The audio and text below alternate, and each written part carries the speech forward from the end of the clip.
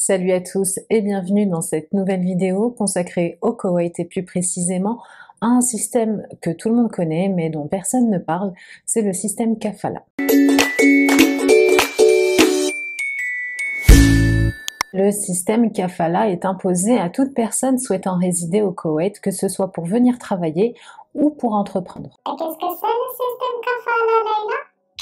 À la base, le kafala, c'est un système d'adoption dans le droit musulman qui permet aux enfants qui sont nés dans des familles défavorisées d'être adoptés sans filiation. Ce système s'est répandu un peu partout dans les pays arabo-musulmans, mais pas pour des systèmes d'adoption, mais plutôt pour développer et maintenir une certaine croissance au niveau économique et social. Ce système va permettre de protéger les citoyens du pays dans lequel le kafala s'applique, mais également de préserver les droits des salariés qui y résident, à savoir le droit des étrangers, le droit des expatriés. Si j'utilise le mot expatrié, c'est parce que c'est le mot qu'on utilise quand on a pour but de venir dans un pays, gagner sa vie, puis rentrer chez soi, ce qui n'est pas forcément le cas d'une immigration à vie. Enfin, moi, je serais plus une immigrée qu'une expat, parce que bon, toutes les années que je passe ici...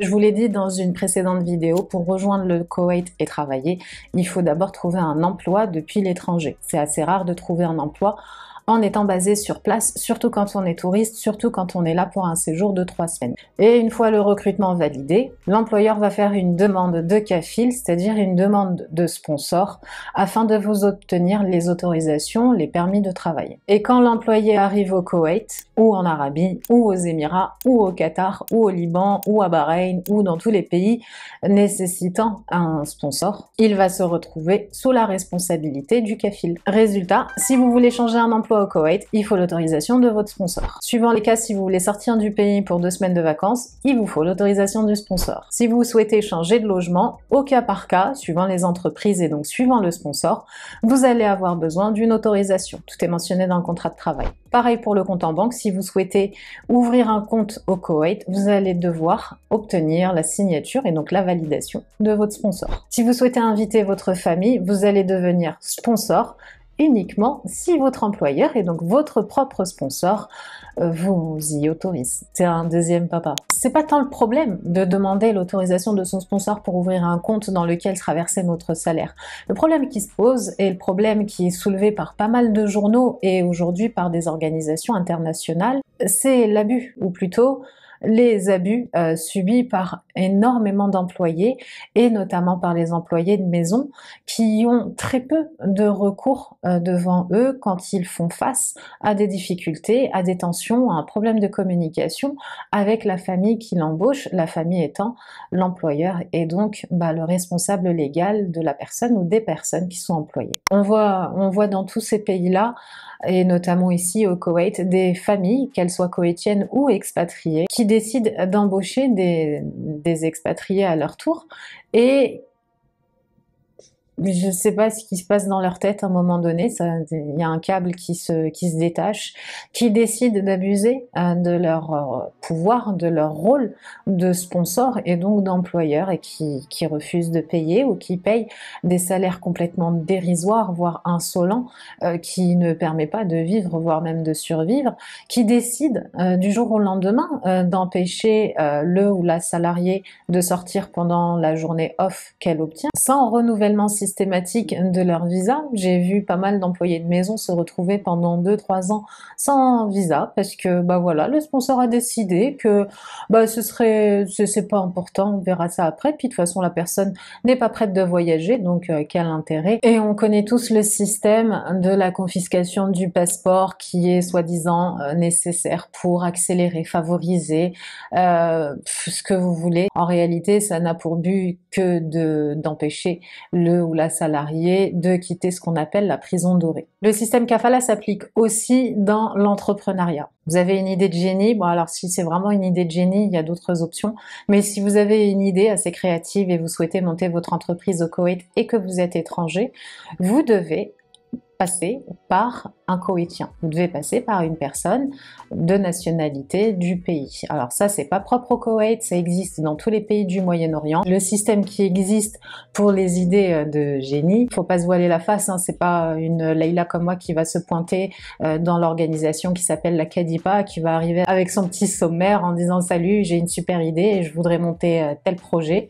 J'ai 200 dinars, est-ce que vous pouvez m'aider? PS, je ne veux pas de Koweïtien avec moi parce que l'idée, elle est vraiment top. Ça marche pas vraiment comme ça, il faut déjà une certaine crédibilité sur un autre marché, il faut convaincre les personnes qui sont en face et pour les convaincre, il faut justifier justement le côté non nécessaire, voire risqué de la présence d'un Koweïtien dans ce business pour leur marché. Et dans 99% des cas, il faut passer par un Koweïtien. La structure appartient à 51% en cas de décision stratégique. Le dernier mot revient à la partie koweïtienne. Mais bon, pour arriver à ça, je sais qu'il y en a beaucoup qui me disent j'aimerais monter ma boîte, j'aimerais monter ma boulangerie. Il y en a un qui me parlait de sa pâtisserie. En plus, ça a l'air génial ce qu'il propose. Le seul conseil que je peux donner à ce stade-là, c'est évidemment d'entrer en contact avec des avocats. Vous avez vos services économiques dans vos ambassades qui peuvent notamment vous fournir la liste des avocats francophones pour éventuellement discuter d'une création d'entreprise, d'obtenir une liste de sponsors potentiels, voire même de pouvoir venir ici au Koweït accompagné de votre avocat ou de votre conseiller juridique, je sais pas comment on appelle ça ici, pour prospecter un peu le marché et découvrir le potentiel. Créer une société avec un Koweïtien, c'est pas forcément un désavantage, c'est pas forcément un risque, c'est pas forcément dangereux à partir du moment où vous choisissez correctement votre sponsor. C'est là toute la difficulté. C'est pas tant d'avoir un Koweïtien qui va détenir la société à 51%. Après tout, s'il détient la société à 51%, il détient aussi la responsabilité majoritaire. Donc en cas de pépin, c'est surtout lui qui prend le risque. Mais moi, j'espère réellement que le pays va finir par s'ouvrir et à faire ce qui existe aujourd'hui aux Émirats, c'est-à-dire la possibilité d'obtenir des licences pour entreprendre, soit seul, soit à plusieurs, avec ou sans l'option de recruter une équipe, même si j'ai regardé les prix pour les Émirats. Puis alors en général, la licence, elle est faite intelligemment. La licence numéro 1, elle te permet juste de faire un petit bout de chemin dans le business. En général, il faut 3-4 licences. L'équivalent de 8000 dinars par licence. Ouais, faut arriver les poches pleines aux Émirats si on veut monter son business. J'espère qu'au Koweït, ils seront un petit peu plus réfléchis et ils créeront notamment des structures juridiques proportionnel au capital qui sera investi par les étrangers. Je sais que parmi les gens qui me regardent, il y a beaucoup de Marocains, de Tunisiens, il y a beaucoup de Maliens, il y a des Camerounais, il y a des Ivoiriens. Retirez vos œillères par pitié, soyez méticuleux quand vous obtenez votre contrat de travail. Arrêtez de croire les Inch'Allah par-ci, les on verra bien par-là, les t'inquiète pas, une fois sur place, tu verras comment ça va se passer. Non, soyez précis dans vos questions, soyez précis aussi dans le complément d'information. C'est important que vous sachiez combien vous allez gagner, où est-ce que vous allez être localisé, où est-ce que vous allez être logé, quels sont vos droits, quelle est la procédure de manière détaillée pour obtenir votre visa, pourquoi est-ce qu'on vous demande de restituer tous vos documents, dans quel but, de tout de suite vous approcher de votre ambassade. Je sais qu'il y en a plein, et même les Français, il y en a plein qui se disent c'est pas important, ça sert à rien, l'ambassade, on sait pas trop ce qu'ils font, de toute façon ils pourront pas nous aider si on a un problème. Bah oui, ils vont pas pouvoir vous aider s'ils savent pas que vous êtes là. Et encore plus dans les pays que, dans les nationalités que j'ai citées, les Ivoiriens sont un parfait exemple. Parmi vous, il y a quand même pas mal de femmes de ménage, de nourrices, ou même des enseignantes qui rencontrent des difficultés avec leurs sponsors, qui sont confisqués les passeports, qui parfois ne peuvent pas sortir du pays parce qu'elles travaillent pour un ministère et donc les exit letters ne sortent jamais et elles savent pas vers qui se retourner parce qu'elles ont peur d'aller au commissariat et elles veulent se rapprocher de leur ambassade, sauf que dans le cas des Ivoiriens, l'ambassade n'existe pas au Koweït. Votre ambassade se situe en Arabie Saoudite.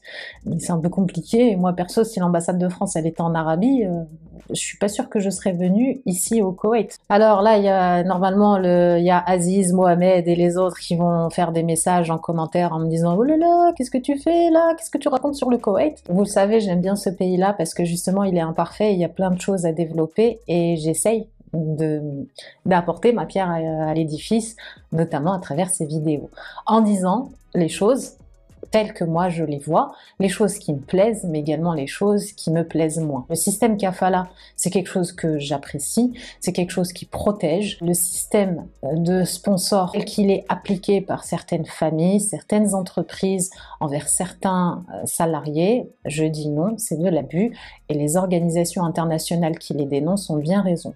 J'espère que ce contenu vous a plu. Si c'est le cas, n'hésitez pas à liker la vidéo et à m'indiquer en commentaire ce que vous pensez du système kafala, si c'est une bonne chose ou au contraire un danger pour le droit des salariés. Pensez à vous abonner à la chaîne parce que je vous vois, vous qui continuez à regarder mes vidéos, à les re-regarder, à les avoir dans vos suggestions, à les consulter de manière très détaillée et à ne pas vous abonner. C'est important pour l'algorithme pour maintenir en vie, entre guillemets, mes précédentes vidéos, mais également les suivantes. Et ça permettra également de maintenir un petit peu les vues qui, je pense, vont drastiquement diminuer cet été parce que je doute qu'il y ait beaucoup de personnes qui cherchent du contenu sur le Koweït, mais bon. Qui sait, peut-être cette vidéo va être virale. La prochaine vidéo sera beaucoup plus positive, quoique on va parler argent. Elle concernera les 5 choses qui sont plus chères au Koweït qu'en France. Certaines de mes réponses vont vous surprendre. J'espère qu'elle vous plaira. Et d'ici là, restez curieux, restez prudents et à très vite sur une prochaine vidéo.